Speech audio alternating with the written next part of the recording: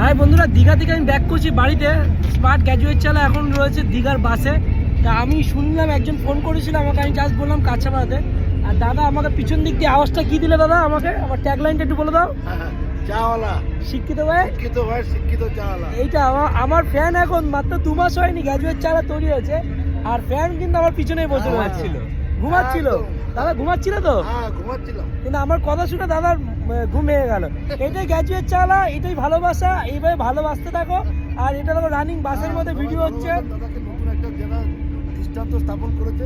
Thank you. মানে যে ছোট চোখে দেখা, এক্স্যাক্টলি এটার বিরুদ্ধে দাদা একটা এক্স্যাক্টলি পয়েন্ট অফ ভিউ এটাই আমার। দাদা বুঝেছে। এখনো যারা অশিক্ষিত আছে, বোঝুনি, তারা বাজে কমেন্ট করছে, তারা বন্ধ করো। আর এখনো যারা পেজটা ফলো করোনি, পেজটা ফলো করে দাও। এখান থেকে যে টাকাটা ঢুকবে তার 60% টাকা আমি গরিব মানুষের মধ্যে দিয়ে দিচ্ছি।